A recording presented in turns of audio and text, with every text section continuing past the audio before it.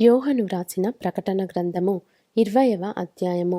మరియు పెద్ద సంకెళ్లను చేతపట్టుకొని అగాధము యొక్క తాళపు చెవి గల ఒక దేవదూత పరలోకము నుండి దిగివచ్చుట చూచితిని. అతడు ఆది సర్పమును అనగా అపవాదియు సాతానును అను ఆ ఘట సర్పమును పట్టుకొని 1000 సంవత్సరములు వానిని బంధించి అగాధములో పడవేసి ఆ 1000 సంవత్సరములు గడుచు వరకు ఇక జనములను మోసపరచకుండునట్లు అగాధమును మూసి దానికి ముద్ర వేసెను. అటుపిమ్మట వాడు కొంచెము కాలము విడిచిపెట్టబడవలెను. అంతటా సింహాసనములను చూచితిని. వాటి మీద ఆసీనులయుండు వారికి విమర్శ చేయుటకు అధికారము ఇయ్యబడెను. మరియు క్రూర మృగమునకైనను దాని ప్రతిమకైనను నమస్కారము చేయక తమ నొసళ్ళ యందు గాని చేతుల యందు గాని దాని ముద్ర వేయించుకొనని వారిని యేసు విషయమై తామిచ్చిన సాక్ష్యము నిమిత్తమును దేవుని వాక్యము నిమిత్తమును శిరచ్ఛేదనము చేయబడిన వారి ఆత్మలను చూచితిని. వారు బ్రతికిన వారై 1000 సంవత్సరములు క్రీస్తుతో కూడా రాజ్యము చేసిరి. ఆ 1000 సంవత్సరములు గడుచు వరకు కడమ మృతులు బ్రతుకలేదు. ఇదియే మొదటి పునరుత్థానము. ఈ మొదటి పునరుత్థానములో పాలుగలవారు ధన్యులను పరిశుద్ధులునై యుందురు. ఇట్టి వారి మీద రెండవ మరణమునకు అధికారము లేదు.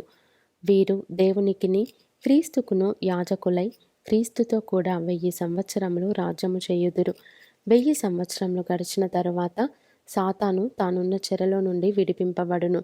భూమి నలుదిశలయందుండు జనములను లెక్కకు సముద్రపు ఇసుకవలె ఉన్న గోగు మాగోగు అను వారిని మోసపరచి వారిని యుద్ధమునకు పోగు చేయుటకై వాడు బయలుదేరును.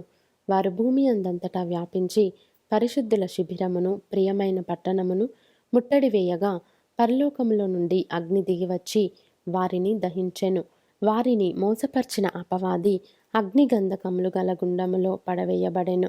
అచ్చట ఆ క్రూర మృగమును అబద్ధ ప్రవక్తయు ఉన్నారు.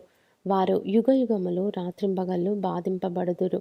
మరియు ధవలమైన మహాసింహాసనమును దాని యందు ఆసీనుడయున్న యొకనిని చూచితిని. భూమ్యాకాశములు ఆయన సముఖము నుండి పారిపోయెను. వాటికి నిలువ చోటు కనబడకపోయెను. మరియు గొప్పవారేమి కొద్దివారేమి మృతులైన వారందరూ ఆ సింహాసనము ఎదుట నిలువబడియుండుట చూచితిని. అప్పుడు గ్రంథములు విప్పబడెను. మరియు జీవ గ్రంథమను వేరొక గ్రంథము విప్పబడెను. ఆ గ్రంథముల యందు వ్రాయబడియున్న వాటిని బట్టి తమ క్రియల చొప్పున మృతులు తీర్పు పొందిరి. సముద్రము తనలో ఉన్న మృతులను అప్పగించెను. మరణమును పాతాళ లోకమును వాటి వశముననున్న మృతులను అప్పగించెను.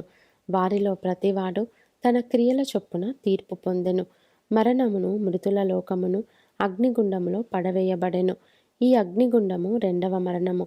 ఎవని పేరైనను జీవగ్రంథమందు వ్రాయబడినట్టు కనబడని యెడల వాడు అగ్నిగుండములో పడవేయబడెను.